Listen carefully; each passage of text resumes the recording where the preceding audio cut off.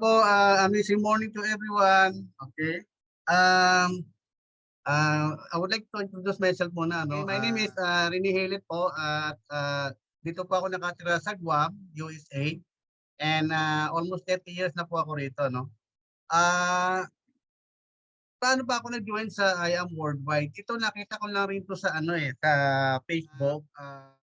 Noong ano kasi noong November, November ano yan last year, no? Bago ako magpalaban, no? Kasi ano ako mahilig ako sa sa food, no? Talagang malakas ako kumain, no? Lalo na yung mga matataba, ganyan, no? Ham, lahat mga paborito ko 'yan, mga masasarap na pagkain, no? So noong December 29 na lumabas yung lab test ko, no, yung sa laboratory ko. At makikita niyo diyan sa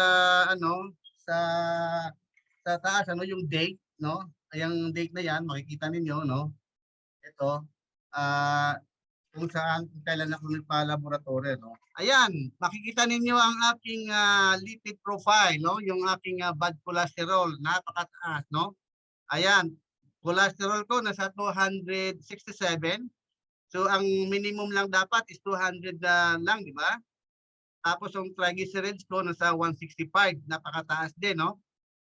Ang good cholesterol ko bumagsak, no? 37 lang ang yung bad good cholesterol ko. Yung LDL or bad cholesterol ay 197. So talagang napakataas, no? So yung non-HDL ko cholesterol 230. So makikita po ninyo, no, lahat napakataas, no? Napakataas ng aking lipid profile. So nung araw ding 'yon, medyo hindi na maganda pakiramdam ko, ano. So pumunta ako dun sa doktor, ano, at binigyan niya ako ng mga gamot. Ito yung mga gamot na binigay sa akin, makikita mo ang dami niyan, ano. Meron ng Siligupig, Rosuvastatin, Meclizine, ayan, no, Gabapentin. So marami siyang gamot na binibigay sa akin, no. Kaya every time na mag-take ako ng gamot na 'yan, nahihilo ako, no. Nahihilo, sobrang hilo ko niyan sa umaga. So nung dumating yung barley sa akin, ayan nung December 'yan nung pag-join ako sa sa IAM, nag-try ako ng barley. Dahil nga sa sobrang taas ng blood pressure ko, dapat sabi ng doktor sa akin, dapat sa hospital ka na, no? Sabi ko, Dok, tinry ko to yung barley, mukhang gumanda yung pakiramdam ko eh. So ayun, nung na yon, after 2 months, 3 months, kasi every 3 months laboratory ako. Makikita nyo yung sa taas, kung kailan ako nagpa-laboratory noong February 28 yan, 2022. Recently lang, no? Itong taon lang. So, dahil sa nag-take ako ng barley, no? Ito lang Ito lang, oh. Ito, ayan na itong solution. Makikita nyo sa baba, yung sa pula. Yung total cholesterol ko sa 103. Ayan, makikita nyo sa baba ko, no? Yan. 103 ang aking total cholesterol. Tapos bumagsak ang aking triglyceride, no? Naging 114. Oh, so bumaba siya, no? Tapos makikita nyo rin diyan yung aking ayan, makikita nyo sa nakapula, no? Bumagsak din ang aking good cholesterol, no? Ang bad cholesterol ko bumagsak din, naging 46. So sa nakaraan napakataas, di ba? So, yung non-HDL cholesterol ko naging 69. So, makikita po ninyo, no, sa picture na yun, no, kung gaano kalakas ang barley.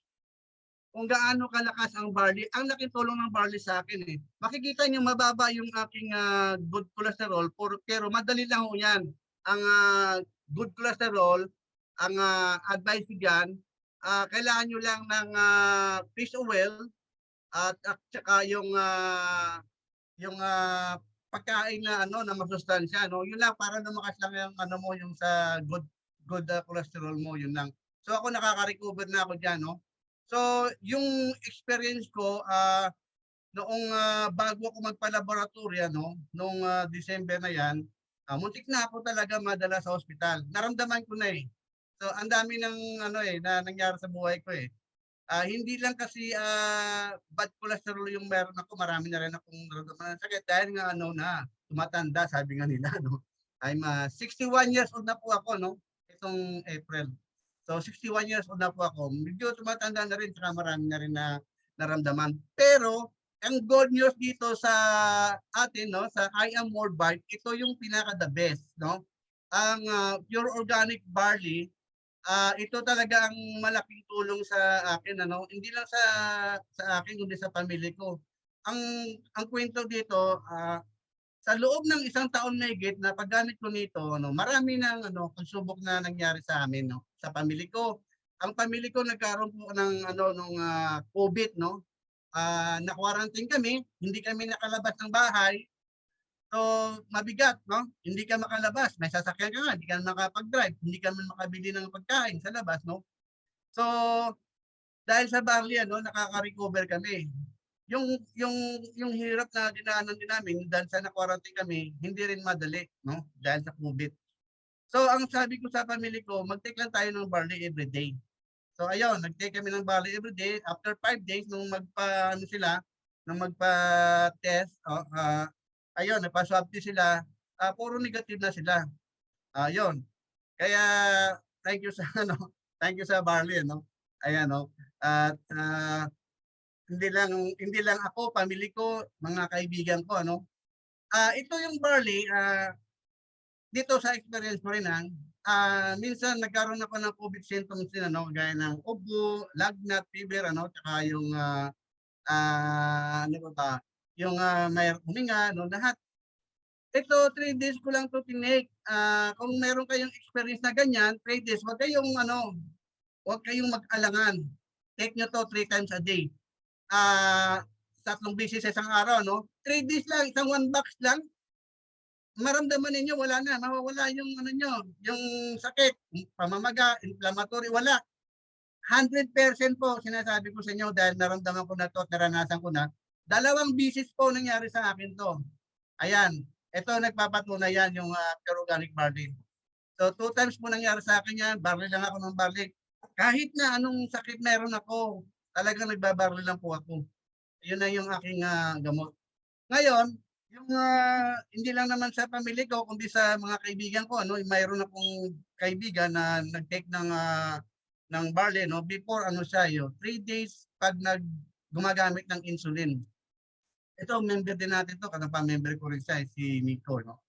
Ah, yun ang pinaka-ano ko, yung pinakapasalamat ko sa Diyos dahil nga, napagaling siya ng barley. Alam niyo ba noong 2021, nung magkita kami sa Micronesia Mall, sabi niya sa akin, "Sir," sabi niya, "ano ako, diabetic, gumagamit ako ng insulin 3 times a day." Alam mo insulin tinutusok, parang ano yan injection, tinutusok yan 'no. So sabi ko, i-try mo yung barley. So nag-try siya after 2 weeks, sabi niya sa'kin, bumalik, pumunta ng bahay at ang sabi sa'kin, "Sir, gumanda yung pakiramdam ko sa ano, sa barley na binigyan mong barley. 2 box pa lang yun." So ngayon, ang sabi niya sa'kin, hindi na siya hinihingal. So kukuha sa uli 'no, yun binigyan ko ulit siya ng barley. Hanggang sa nagpa-member siya. Ang pinaka-good news nung after na paggamit niyang after 3 months, ang sabi niya sa'kin, hindi na siya masyadong gumagamit ng insulin ano, at, nakakapag-bike na siya, malayo na yung nararating niya 'no, at saka nagpapasalamat sa'kin. So, kahapon pumunta siya ng bahay 'no, nung nagbisita siya, kasi meron siyang product na pinabili sa'kin 'no. Ang sabi niya sa akin, "Alam mo ba mentor," sabi niya sa'kin, "one sachet na lang ako ng barley everyday. Isang sachet na lang sa everyday." Sabi ko, "Anong nangyari sa ano mo, sa sugar mo?" Sabi niya, "Wala na, bumagsak na lahat, talagang nag-level na." Sabi niya, yun ang sabi niya sa akin nung nagpunta siya sa bahay nung isang araw. So good news talaga 'no, talagang, ako hindi makapaniwala, eh. Sabi ko sa kanya, "Totoo ba yan?" Sabi niya, "Oo, talagang hindi na ako gumagamit ng insulin, wala na. Kahit gamot hindi na siya gumagamit 'no." Sabi niya, "One sachet na lang ng barley." Ngayon, Sa pang good news, alam niyo ba na lahat din sila na family na COVID din. So, ang nangyari sa kanila 2 months. Kasi ang nangyari sa kanila yung anak niya nung COVID, di na ano sila, na quarantine. Mino-monitor sila ng public health eh. May public health na nagbabantay sa kanila eh, hindi sila makalabas. Ngayon, nung negative siya sa swab test, lumipat sa kapatid. Ang nangyari, nag-ikot yung COVID sa kanilang pamilya kaya hinabot sila hanggang 2 months na quarantine sa bahay. Isipin mo, napaka-laking yun, malaking problema sa kanila. Wala kayong trabaho, wala, lahat hindi kayo makalabas. Talagang maigpit, talagang hindi kayo, Alam mo yung sabi sa akin, sabi niya, mentor, yung 10 boxes na barley, pinagtyagaan namin. Sabi niya, inubos namin yon. Alam mo nangyari, nung mag-swab sila, puro negative. Salamat sa Diyos, naging okay sila lahat. Kaya nung kahapon, pumunta sa akin yan, binalita sa akin na yun nga, anong nangyari, na hindi na siya gumagamit ng mga gamot niya, tsaka insulin, barley na lang ang ginagamit niya. Tsaka doon sa COVID, malaki din tulong ang barley sa kanila. Kahit sa amin, ako na rin nagsasabi ng totoo dahil naranasan din namin, ang hirap makwarantine eh. So hindi lang 'yan, no, marami akong may mga members tayo na under sa aking organization na maraming sakit na na napagaling gaya ng reflux acid. Ayun, isa na 'yon, yung kaibigan ko rin, dati din siya, problemado din 'yan sa reflux acid. Pero ngayon nung gumamit siya ng ng barley, ayun, nag-thank you din siya sa Panginoon dahil nga every time na gumamit siya ng barley, wala na, hindi na sinusumpong. Kasi ang reflux acid, alam niyo ba bago kayo gumaling diyan, 1 year. 1 year ang kakainin ninyo, alam mo kung ano? Oatmeal. Oatmeal, araw-araw yan kakainin niyo oatmeal hanggang sa maubos yung acid diyan sa niyo, sa katawan. Ganyan ang mangyayari pagka wala ang barley.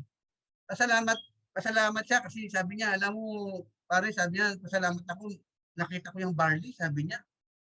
Ngayon talagang wala na, hindi na sinusumpong kasi minsan pagka sinusumpong daw siya ng kanyang reflux acid, lumalabas yan eh, parang ang kanyang para siyang aatakin sa puso, talagang hirap na hirap siya. So, ayun, hindi lang naman nagtatapos yan. Marami tayong mga testimony na talagang nagpapatutuo na talagang ang barley ay mabisa. Yung sa taga Laguna, yung kapatid ko, yung mga natulungan niya doon, yung mga bata lang bata, may apo siya na nagsusuka. Sabi niya sa akin, "Kuya, pwede ba yung barley sa bata nagsusuka?" Sabi ko, "Bigyan mo na ng isang capsule o 3 capsule sa isang araw." Alam niyo ba, nakatulog yung bata, kinabukasan nawala yung pagsusuka. Isipin mo, napakalaking tulong talaga ng barley. Hindi lang yan, may mga kaibigan sa yung mga diabetic, yun, bumagsak yung kanilang sugar level at naging okay sila. Ngayon, dahil mayroon talagang tao na matigas ang ulo, bumibili ng ibang barley, no? Lalo na sa Mercury Drugstore, mababa ang presyo niyan. Mercury Drugstore, bumili siya. Yung kamag-anak din ng sa bayaw ko. Bumili siya doon ng nung barley. Alam niyo nung ininom niya, 2 sachet lang, sumama yung pakiramdam, sobrang sama. Ngayon, ang sabi niya sa kapatid ko, nagsisisi siya, bakit siya bumibili pa doon. Sabi ko sa kapatid ko, huwag kayo bumili kung saan-saan. Bumili kayo doon sa distributor sa Kayang Worldwide. Talagang 100% yan, sabi ko sa kanya. So ngayon, nagbabalak na rin sila mag-join at nagustuhan nila yung Ayam Worldwide saka yung lalo na yung barley. Thank you, Lord, at merong barley tayong dumating galing sa Panginoon, kaya ako maraming nagpapasalamat at nabigyan tayo ng pagkakataon at mai-share ko yung aking testimony, no. Mentor, maraming salamat po, thank you very much. And my name is Renilit and I am Worldwide po. Thank you po.